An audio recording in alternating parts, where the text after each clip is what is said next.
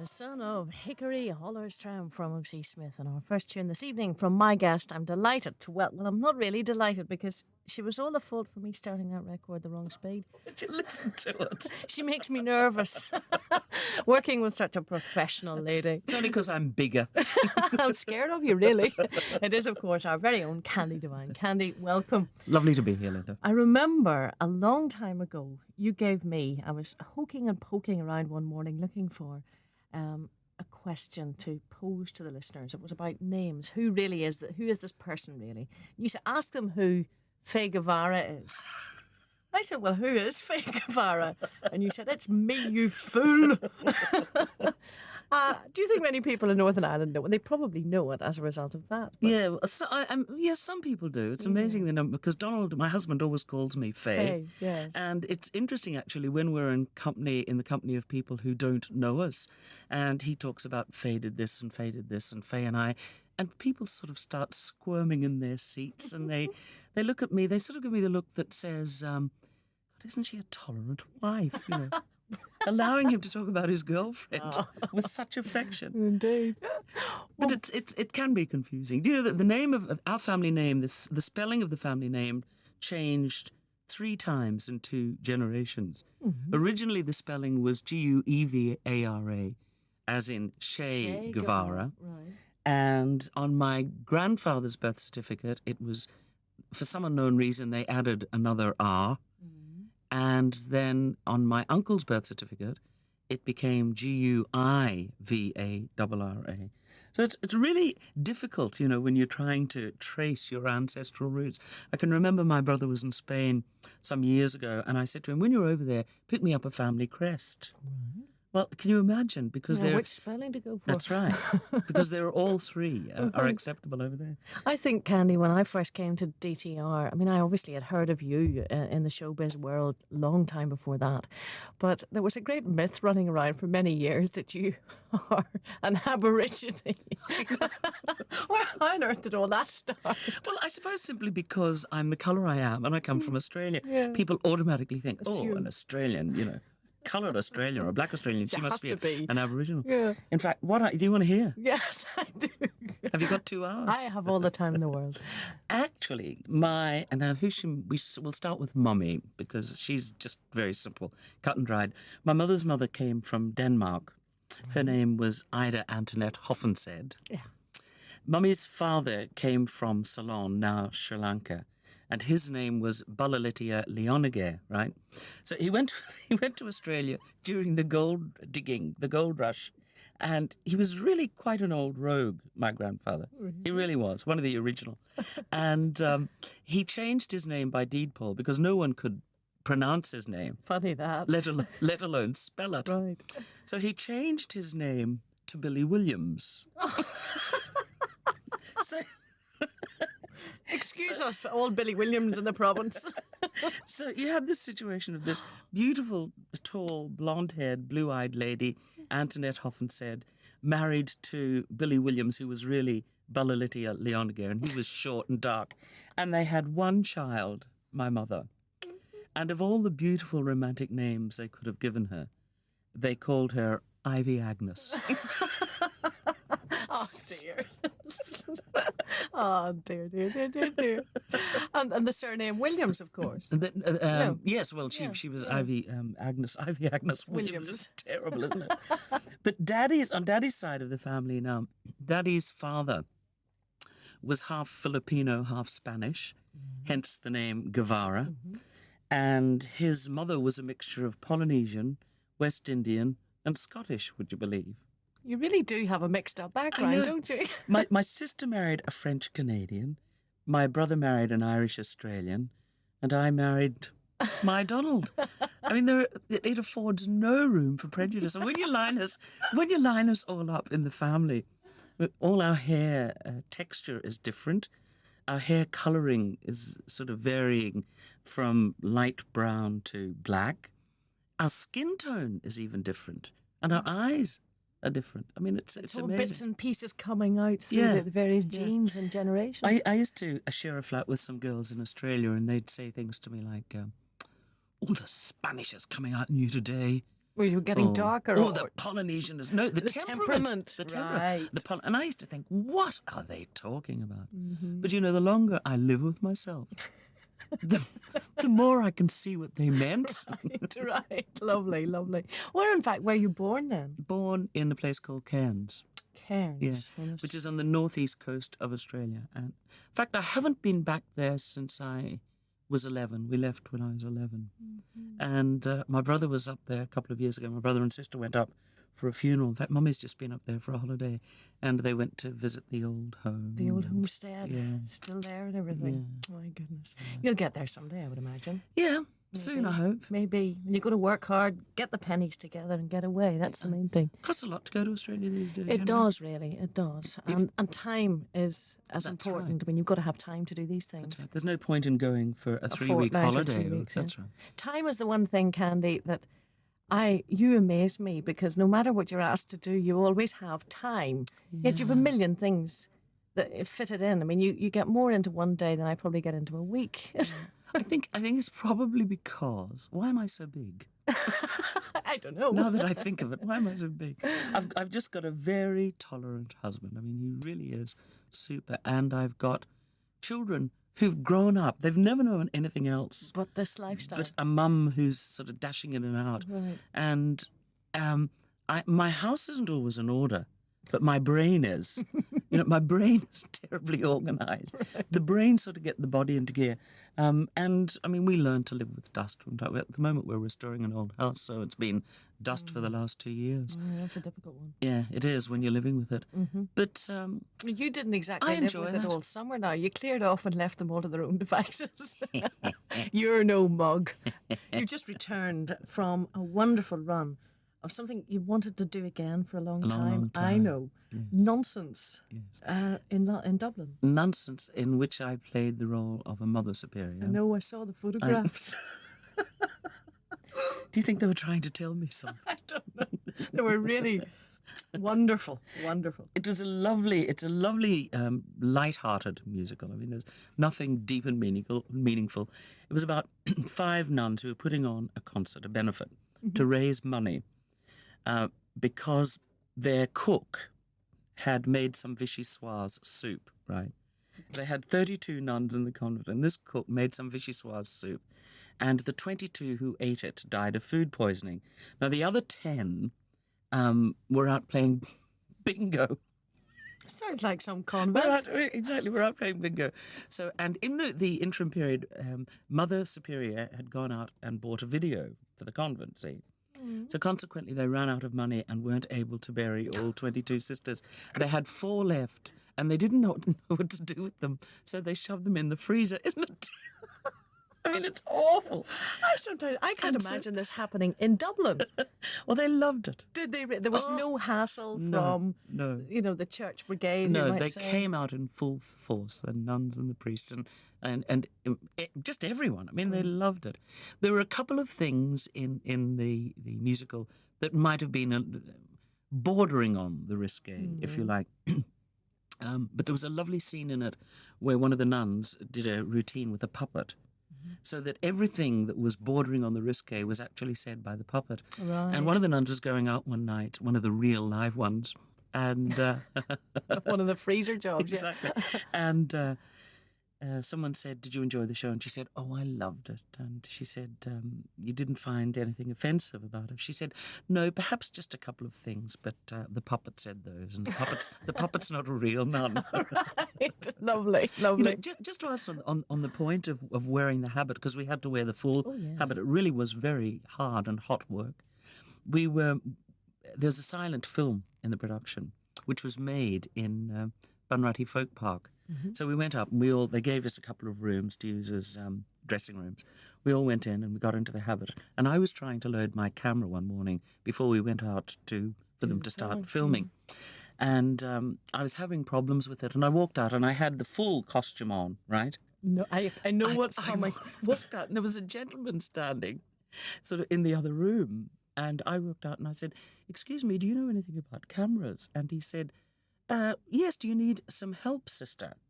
And I was about to say, look, I'm not a nun. sister. You know, I'm acting a role. But the thing just got out of hand, and I thought, oh, there's no point. Just let him carry on calling me sister. In the middle of all this, one of the girls came out trying to sort of put her costume on and was sort of, if it doesn't go on in the right order, forget it. Go on, yeah. And she had things in the wrong order, and she came out not realizing that this man had mistaken me for a real nun. And in the middle of all this, she said, Candy, can you help me with this so-and-so clothes? What'd the poor man say? Well, he was as embarrassed as I. He looked up and he says, you're not real nuns? And I said, no. Thank heavens he found out. Good heavens. Oh, dear me. It's a wonder you got out of Dublin all in one piece, I can tell you. Is there no chance that this production might go on again somewhere? No, I don't think so. It had about an 8-month run in London, not our production. And we were, 3 months down there. And it was a question of availability. Joan O'Hara, who played my sidekick in the thing, Mary O'Hara's sister, she is. And she's an Abbey actress, so she was really only on loan. Isn't that funny? Inside information, yes, Yes. So she was only on loan to the production. So she had to do go other back to the Abbey. Right. And then I had commitments here, so it was just too difficult. It would have meant getting in too many new people for short runs. Exactly.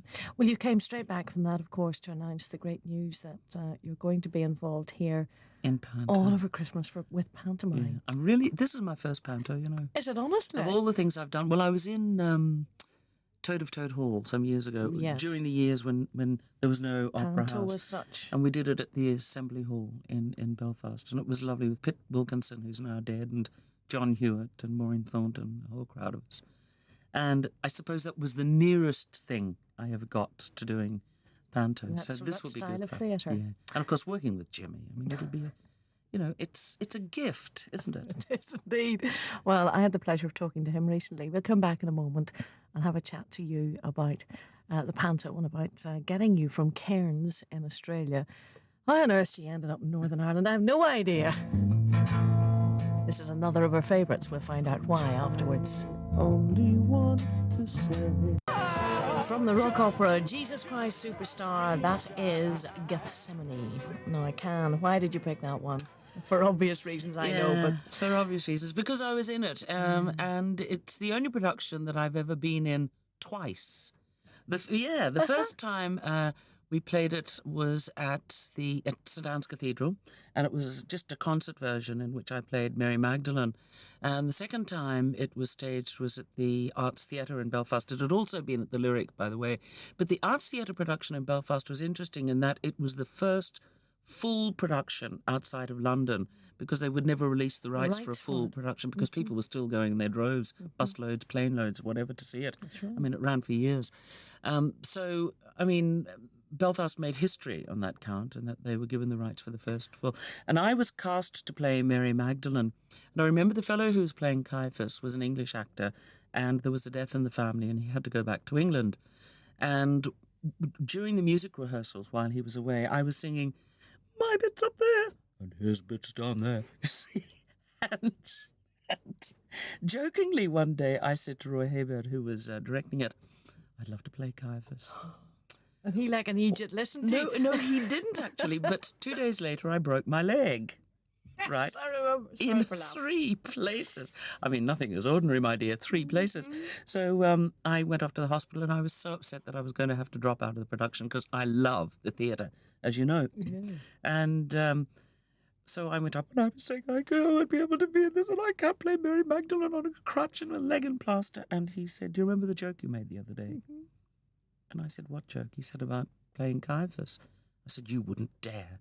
He said, "Well, actually, what has happened is the actor, I can't remember his name, is not coming back because his mother was just too distraught about this death in the family." Right. He said, "And we thought it might give it another dimension. It would be interesting." Caiaphas in a wheelchair. So,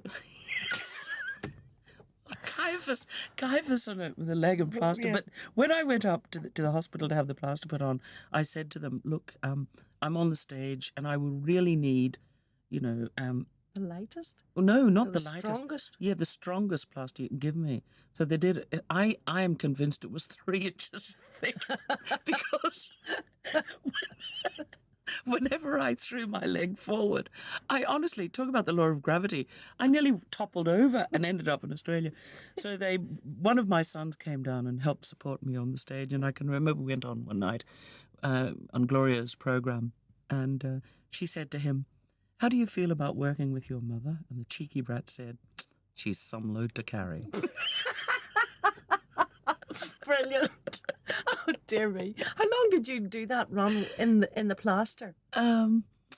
I can't remember, but it must have been quite a long run because I know that the plaster actually came off during the run, and everyone thought that this crutch, I used it as a prop. Well, I used to bash the set with it, and so they decided to keep the crutch in and the limp, because a broken leg was not going to deter you in any one way. Dead right. Absolutely gorgeous. What's a broken leg between friends? Exactly. That's wonderful. That's the old spirit of the show must go on. Yeah. But it mustn't it? Well, it must, yes. But where did your love of theatre and the singing and the whole bit of the stage come from? Definitely from my parents, where I was born up in Cairns in North Queensland. There were a lot of mixed race people up there at that time when I was growing up. And, there were prejudices. There were. I mean, we can't deny that. And there was nowhere for, and there was a certain amount of snobbery as well. I mean, the mixed race people didn't want to be confused with the Aboriginals. Isn't this terrible? Because they weren't counted on the census in Australia at that time. I mean, mixed race or Aboriginals? No, Aboriginals weren't. Mixed race people yes, were, but the Aboriginals weren't. Right. I mean, the government at that time could have told you how many dogs there were, how many, what do you need a license for? Cars, how many, whatever else. But they couldn't have told you the number of Aboriginals in the country. So there were all sorts of petty little prejudices. And my parents decided, Mummy was the driving force, that, her children were going to have somewhere to go. A, they were going to have an education, and B, they were going to have somewhere to go. So they started a club called the Coloured Social Club, and they had the first American band, and they were in basketball team, cricket team, football teams, everything. And they used to, Mummy used to stage shows. I mean, she'd had no experience. I mean, she just had a natural raw talent. And they had Hawaiian nights and Cuban nights and you name it, they had it. And I can remember she used to make costumes, and all the friends, all the committee members used to come over, and they'd have sewing nights in our house. And out of that grew a Hawaiian orchestra, which my father started. And they used to broadcast on 4CA in Cairns on a Sunday morning. They were called the Sunday Serenaders. They'd play all those things like Hakalua lucky tucky waki waki, hakawiri luck filly hakalua, all that sort of Which stuff. had a camera. And they used to rehearse on the back lawn every Tuesday night. So it started. What an upbringing. Yeah, I know. It started there. Oh, absolutely. And then I suppose it wasn't long till you were joining in with all of this. I've got pictures at home. I must bring them down and show them to all these curls in my little grass skirt. I mean, I can remember once I had to appear from the centre of a rose. The thought of it. I must have been a precocious brat, but I loved it. I really did. Wonderful, wonderful upbringing. Well, how indeed then, obviously having had a grinding in entertainment of all kinds, as it was in Cairns, how did it come? I mean, the first thing I remember ever hearing about you when you came to this province, when I became aware of you, was, she's been in the Sydney Opera House, you know. Yeah. And I thought, my goodness, this is big stuff. Yes. I mean, how did you come from standing in the back garden in your grass skirt to being on a stage at the Sydney Opera House? Yeah. Well, I can remember meeting a man once, and I was studying music at the Conservatorium because that was all part of my mother's This was your plan, education. She wanted That's you to right. go into yes. music. Well, no, not necessarily music, but something, Right. And music was my first love. I had decided I wanted to be the next Eileen Joyce. I was going to be a concert pianist, and then I just got lazy. The Polynesian came out, and I got lazy somewhere along the line. Decided to take an easier road. But You didn't go to study voice then? no, Oh. I studied piano and cello. And I finished that. I got my letters or my music degree or whatever the equivalent is over there. And during that time, I started singing because my father, being he was a farmer. By this stage of his life, he was a farmer, and he had been brought up the hard way. His father died when he was 3 months old, and he decided that things weren't going to be Like that for you. easy for us. We had to learn to work for them, but that life was going to be better than it was for him. So during my days at the con, I was singing for a wee band, a wee trio in a beer garden, much to my parents' disgust at the time. And that was pin money. And then my singing career really just started there. Almost by accident. By accident. I'd entered a talent competition with a student friend of mine. She was a violinist. And we played a piano and violin duet. What's that song? Jealousy. Yum, da-da, da-da-da-da-dum, da-da. Her mother had made these awful satin skirts with big frills and the gypsy blouses with the low neck, And I had no shoes. I had these awful brown lace-up shoes. And we didn't win, of course. I mean, they booed us off the stage. But the band leader said to me, there's always this misconception that if you're dark, you must be able to sing. And it is a myth. That is a myth. But anyway, he said to me, do you sing? And I said, I'll sing a bit. I mean, I never say no to anything. So I've heard. And he said, would you like to sing a song with my band? So I sang a song with his band. And he said, do you have any sort of repertoire? And I said, oh, yes, I know all the latest pop songs, which is a load of rubbish. I didn't. And he said, would you start next Saturday night? And that was on the Friday night. And in the next 24 hours, I learnt 14 songs. Well, you see, that shows something. Yeah. And I couldn't do it today. Grit and determination. You could. No, if I somebody couldn't. rang you now and said, look, we're stuck tomorrow night at the London Palladium, you'd Learn be 14 there. songs. You could. Yeah, You could, well, of I'd course. bluff my way through You that. would. You'd manage it. I know you would. So That's that was amazing. it. It started there. And obviously, how did then the move come from Australia To here. to Belfast, to Ireland? I know that you came to Dublin first. Is that No, correct? I- Belfast first. To Belfast first. I was working in England. England first of all, right? Yeah, and the reason I did that, I had a choice. I mean, most Australians in this business go one way or the other. They either come to the UK or they go to America. And I was confronted with this decision of where should I go? And I thought, well, if I go to America, I mean, singers like me are a dime a dozen over there. So I'll head for England. And I was just sort of reaching that stage of my career where things might have happened. And I came over to Belfast to work at a club called the Talk of the Town, which was owned by Norrie and Jack Sharp. It's no longer there, unfortunately. And that was where I met the man I was to marry. And you never got back. I never got back. When I left Australia, I said to my parents, 3 years, I'll be back in 3 years at the most. And that little bundle of dynamite, your mum has made more journeys here to you know. probably than you Yes. have made back Yeah. there. She's fabulous, isn't Oh, she? she is some pup, as we say. She's learning French and horse riding, and she's 81. I'm going to say, but she's quite old, isn't she? Yes, My goodness. 81. We shall manage it too. I find that intimidating. Yes, exactly. Well, let's move on musically just for a second. I had a great friend in him, Harry yes. Chapin. Yes, he was a love. You must have found this, that every now and then you will interview someone and you know inside that They're real. That's right. But there's Yes. an immediate rapport Yes, there too. yes. And I always like to think that I had that with Harry Chapin. And every time he came in, I mean, he'd come around there, you're sitting in, he'd give me a kiss and he'd plonk down on the chair over here and we'd just talk. And the last time I was never able to get to see his shows. I was always working or something. And the last time he was here, he walked in and he said, I suppose you're working tonight. And I said, no, I'm going to see some guy in concert, some fellow called Harry Chapin. And he literally jumped. And he said, will you sing with me? And I said, yes, I will. And we went up, Donald and I went up and had some dinner with him and his wife, Sandy, before the show. And he said, you'll come back after. And I didn't. We had babysitters and all that sort of thing. So I didn't go back. And Jerry McIlvaine, our old friend, went back a stage after. And apparently he kept saying, she'll be here soon. She'll be here soon. And I didn't go. Over. And of course, he was never to come back. He was never to come back. Mary Chapin and I Want to Learn a Love Song. Just one of the people, indeed, Candy, you've met over the years of being in the business. And as you said earlier, one or two of them do stand out from time to time. Yeah. Apart from Harry Chapin, are there any others you've met whom you have really felt a rapport with? That's hard because you've talked to so many people over the years. Lots and lots. Well, I think probably one of the biggest thrills I had was interviewing George Benson because, I'm such a fan. I frothed at the mouth and went wobbly at the knees and you were a made fan that day. Complete and utter idiot of myself. He was a joy.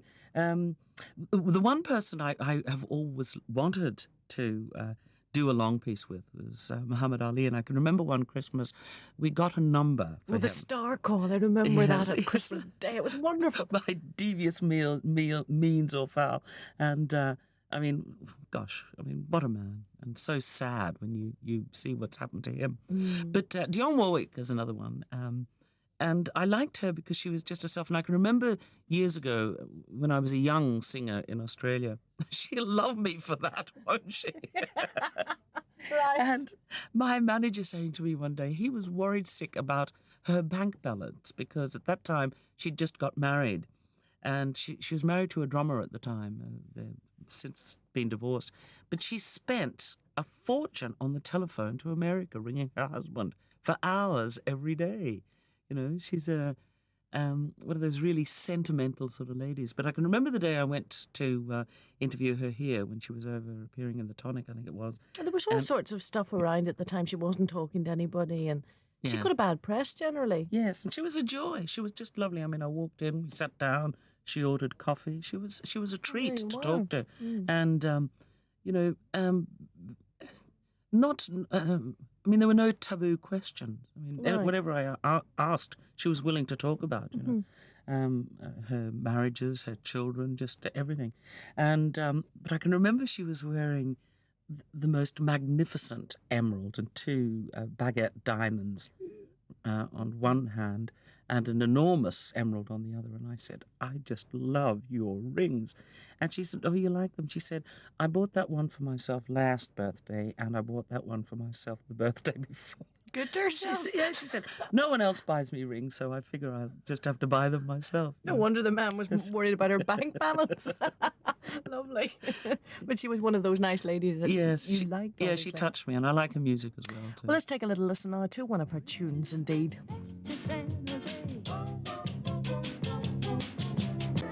Now you really gotta go, so walk on by.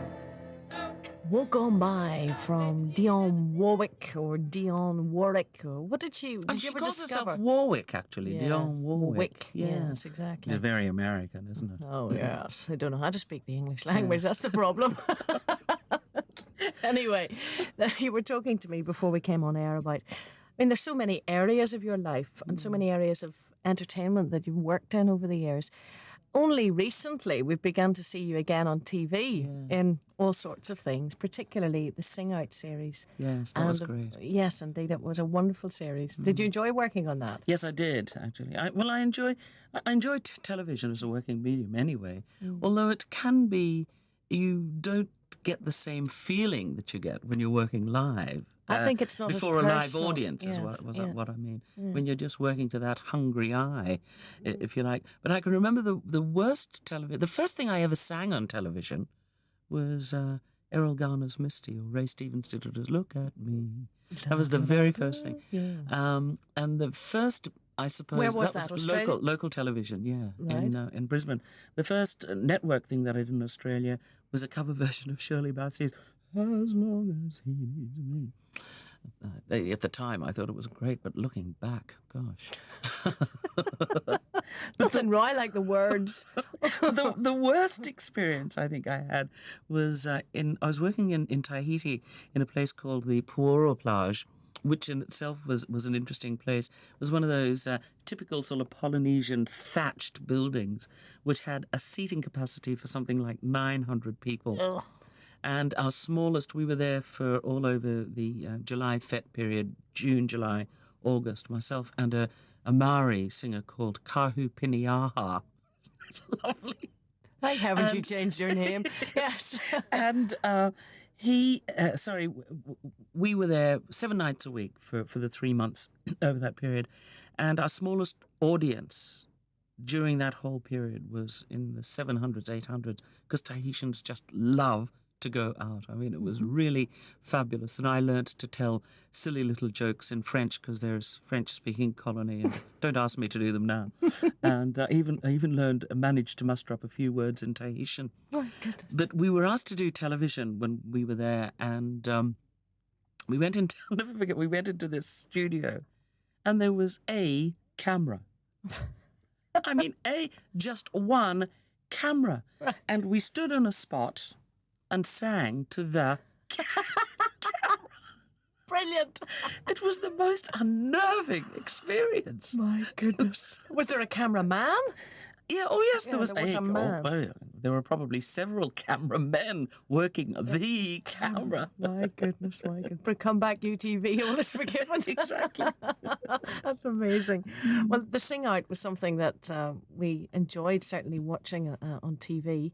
And it went network, of course. Yes. You were also doing another programme for UTV just before that. Was that UTV or Channel 4? The Rejoice. The Rejoice. Yes, that was Religion again. Yes. Yes, it was. It went out first of all on local television, and then was network picked it up for Channel 4. Did you enjoy that? I did. It was an interesting exercise. Yeah. I mean, it was yet another departure, and I love facing new challenges. I think it's good for the soul and the mind, and that was challenging, and I did enjoy it. I mean, it made me think, and it also gave me an incentive to lose weight for a short period.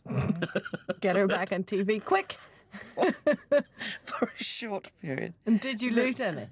Not at all, don't be silly. You thought about it. It only took one person to say, I can, sure, but that's you. Stay the way you are. You see? Yes, but you see, the first photographs I ever saw of you, you wear a very slim... A slim wisp of a thing. Oh, an absolute wisp of a thing with the hair a la Helen Shapiro and... Yes. Oh, absolutely. Just nymph-like. Yes. Sylph-like. I blame the climate. What? The climate. That's the best I've ever heard. I blame the climate. It's all those thick soups and potato bread and, you see, all the foods that one eats to console. And... I'm listening. And when I lived in Australia, I mean, I was quite an athletic lady. I mean, I must say. Candy, if you expect anybody to believe that, you must be joking. I used to swim a lot, and Well, there's plenty of swimming pools round here. Yes, that's all very well until people recognise you. Well, right enough. I suppose you couldn't really go anywhere without anybody recognising you. I mean, can you imagine this Hulk? Oh, Come on, sure, we love you just the way you are, as they say. One has one's pride, my dear. One has one's pride. Well, we could close the pool for the day if you like. We'll see. Folks, of course, had known you on the cabaret scene here in Northern Ireland, certainly, before the advent of DTR. Yes. How did that come around? How did you come to be involved at the beginning of DTR? I was living in Dublin at the time, actually, and a friend of mine from RT phoned and he said, some radio people have been looking for you. And quite honestly, at that stage, I hadn't even heard about the station's opening. Right. And anyway, I made contact and I was asked if I would be prepared to travel up from Dublin on a Sunday to do a programme and to travel back if they paid my travelling expenses. And is that all they were paying? I said, funny you should say. Yeah, I didn't ask. So, but anyway, I said, well, yes, I'd be interested, but the travelling wouldn't be necessary because I'm back here living now. We'd just been back literally weeks at the time. So they said, oh, well, let's not commit ourselves. We'll come back and talk some more. So then they said, would you be prepared to do 5 days a week? So I jumped at it. But, I can remember at the time, I had worked some radio in Australia. I used to do a programme called Candy and Spice. It was a 2-hour programme once a week on the ABC. And where I was literally spoon-fed, lifted and laid. All I had to do was just sit behind the microphone and go through the motions. And bit different here? Very. But I thought, do I want to go down that road again, you see? And at that time, I was really keen to get back into the theatre full-time. And that was the closest I think Donald and I ever came to being divorced. I'm serious, because he said, what do you want to do? Go and work in the theatre for buttons for your soul? He said, try it for a year, and if you're unhappy, then we'll talk some more. And wasn't he right? Yeah, he was. Well, I hope he's not listening. He's always right, but Yeah, don't no, let anyone. don't That's let just between us. Yeah, exactly. We'll not tell anybody else. I remember listening to your first broadcast. Oh gosh. I remember because I was at UTV at the time, and I was listening with avid attention to hear what's this new station going to be like. And I was waiting for you coming along, and the next thing I heard was help on the air. Yes. And I thought, I like the sound of this lady. Tell us, why did that cry for help come? I can remember saying to one of the engineers, come in and stand behind me. If I know you're in the studio, I'll be okay. So he came in, he was very willing. It was Peter Lloyd, and stood there in the background, and I was queuing away. And when we started, Cathal McCabe said to me, your two biggest problems will be reading the clock and playing records at the right speed. And I thought, this man thinks I'm a lunatic. So, of course, I played records at the wrong speed. When it was coming up to 5 to 3, I said things like, it's 7:10. And as stupid as that. Well coordinated. And at one stage, I looked down. I had no records queued. I had no jingles or commercials in. And I thought, what am I going to do? So I just opened the microphone and said, help. Help. And it came in floods. and telephone calls came in floods Oh, too. absolutely. You really endeared yourself to the listening public that day, you know. But of course it can happen to anyone, records at the wrong speed and things like that. We have obviously been playing, well, records, but we've been talking an awful lot. We're nearly out of time, in fact, Can. Where does the time go? I know. It flies when you're enjoying yourself. You've been here now since the beginning, just back from Dublin, as we say, about to go into the Grand Opera House in Belfast for the pantomime season. I mean, that takes you right through to January. I suppose you know by now what you're going to do in February and March and April. No, I don't really. Well, I mean, downtown is ongoing. You know, yes, I mean, you are going to continue to work. Oh, I mean, yes. as well as treading the boards each evening at the Opera House, twice a day and 3 times a day. I've always said, if ever I stop working, then I'll go back to university or something like that. You just don't ever stop. No, well, what's the point? I think one of my biggest fears in life is being bored, and also being uninteresting when my husband's concerned. I mean, it's lovely when we get home and he can ask me questions. You know, like, what sort of a day have you had? Right. You know, and I've got something interesting to tell him. That to me is very important. I have always thought that that's what kept my father interested in my mother. Right. You know, because she was a goer. She just didn't sit and wait for things to happen to her. And maybe some of that's brushed off on me, I don't know. Well, but I think it has. you know, I like to think that Donald finds me an interesting person. In fact, we were only talking about this the other night, because for years I've been saying to him, why don't you do it? You know, why don't you do it? Maybe we'll go together in our old age. We'll be Darby and Joan, you know, getting our MAs or something at the age of 85. Listen, it wouldn't surprise me. It just wouldn't surprise me in the least.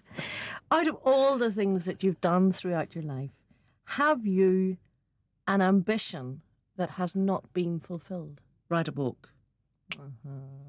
I'd love to write a book about my mother's life, actually.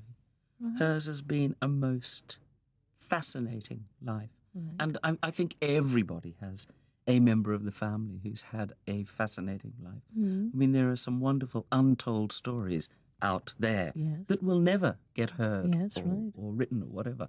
And that's something I would like to do before I die.